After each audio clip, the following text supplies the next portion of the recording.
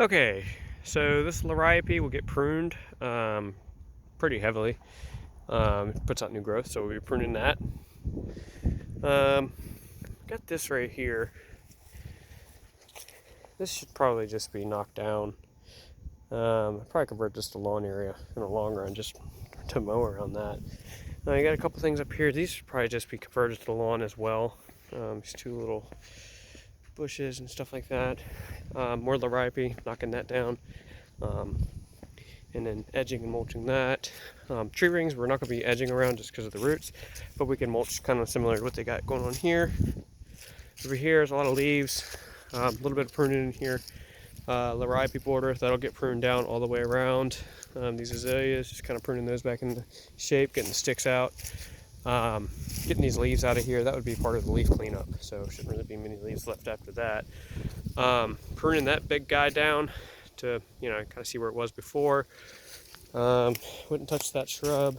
Got more liriope in here, just pruning this down. Another azalea, more liriope, bunch of leaves. Once all this is pruned, to be mulched. Got a tree ring right here. Mulching that. Probably no edging for this bed. The edging would primarily be around the house. Another tree ring to mulch around. Alright, so these golden mops here, we just leave those alone, blow these beds out, get the sticks up, mulch around both of these trees, mulch around this. Try to prune this big guy. This is something I consider taking out. When they get this big, they get really tough and expensive to manage, but it does need some shaping. These shrubs have already been shaped recently. Maybe a little bit of touching up, but not very much with those. Liriope, that would get pruned pretty good. Deadheading, getting rid of this dead stuff that's kind of collecting all these leaves. These bulbs as well, kind of cleaning all that up. And mulching up here. It's pretty self-explanatory.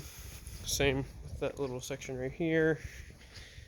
Doesn't really need a lot of pruning for this part. We got more liriope right here. This is where we start beginning edging. Just digging a trench to edge in this lawn right here. Not really. We're not going to be pruning that large holly. Really no pruning. This is going to get deadheaded, so we can prune this to the ground. But it's perennial. No pruning on the crepe myrtle. Looks like it's in good shape. Would not prune it. Pruning this liriope. Once again, the edging would continue all the way around through here. We have this little bed right here with the propane tank. Edging around this, cleaning it up, mulching it. Maybe a little bit of pruning on these roses right here, not much. Mulching around these two small lelands, these two trees right here. Edge and mulch this, clean it up. We got a bunch of stuff in here. More liriope along the fence, cleaning that up. Trench edge will continue through back here. And then we have this. This would get a trenched edge. Cleaning this up, just a few leaves. Probably prune those roses down back there. They're getting a little tall. Blowing the leaves out. Really not a lot of pruning in this bed. Actually, this has an azalea growing with liriope. I'd probably just remove this whole bush right here. So that would get taken out. That's going to get dug out. Edging, mulching over here. Edging, mulching over here. Alright, this bed would not get edged. Doesn't look like it's been edged before, but we'd mulch it, clean it up, get these leaves out. Really not a lot of pruning. We'd get rid of that guy. We'd probably cut that one to the ground. But yeah. And then over here we have some more roses. These guys probably get a light pruning. I'm just going to get them under control. These three. Trenched edge. Start there. Come around. Got more liriope. I'll prune that down to the ground. Then we have these grasses. Those would get pruned as well. Get all these leaves cleaned out. Get it all nice and cleaned up. And then mulch under all of that as well. This bed over here has got a lot going on with it. A lot of different things growing. Has some ground cover. Probably be easier to maintain if we just get rid of the ground cover. Honestly, it's not really looking great at all. So if we just spray it, it's gonna be a lot easier to maintain because when we got saplings and stuff, kind of like that tree right here, we got this grass growing in it. You can't just spray those. So I would recommend just getting rid of it. Just have a nice regular mulched bed through here. Cleaning up the leaves, spraying everything in here, getting rid of it. We got a little, looks like an azalea right here, we could just kind of keep that, see if that'll do any better, and mulch through this. So this bed right here, between this and the neighbors, not much pruning going on. We got some laripe down there, that would get pruned. No edging, just cleaning up the leaves. They've got some wild onions and some other weeds growing in there, cleaning all that up, getting it sprayed, cleaned up, and then mulching through here. After this rock ends, you got some rock in here. Start the trenched edge through here, cleaning up the laripe, pruning that down. We got some other, like, looks like some deadheading pretty much. All that, getting all that cleaned up through over there too. Getting it all cleaned up. I guess we'd have to hand pull some of these weeds. I got some wild onions growing in these junipers. These junipers are going to be a high maintenance situation. Monthly spray is really good for taking care of the beds, but in a situation where these junipers are like this, we cannot spray the weeds in there. So it's really a lot of time, could be very expensive to maintain something like that.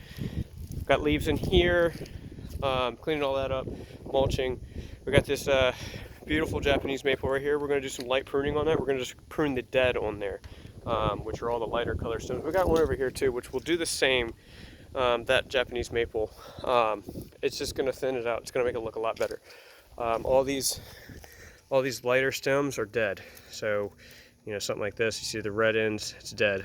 So we'd just be pruning those off. But it has a lot of white. So that would look really good when it's done, and it'll look really nice in the spring. Over here we have another ground cover situation. Seems a bit healthier over here. Still a lot of maintenance, kind of like the junipers. A lot of maintenance with those. These are rhododendrons. These are about to start popping out with blooms. Wouldn't really touch those, just kind of cleaning up the bed. Here we are again. We got the ground cover growing within the azalea, and we got some kind of grass. I don't know, it might be laripe as well. It's just a mess right here. This whole side looks kind of a little bit neglected, honestly. I would probably consider downsizing on some of these plants. I mean, we got two smaller rhododendrons. We could definitely keep that little guy in that one, but just the amount of ground cover in here, we should probably spray and get rid of that. We have this rock border, so no edging needed on this side at all. More ground cover here, buried in leaves. Probably end up getting rid of that. I would recommend it. It just makes it so much easier to maintain in the long run. Much cleaner look. And we're back up front, so that should be about it. Okay, so one more bed. So we have this island in here. Looks like we had annuals in here before, so I bet it would look really nice to put some more in here.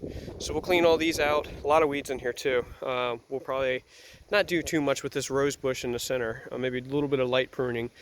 Cleaning all this out and bringing in some new annuals. Possibly, it depends on the time of the year, but pansies are good with if it's cooler. If not later, we can look at some other options. We get a few more options if you're talking, you know, May time frame. So, and that should be it.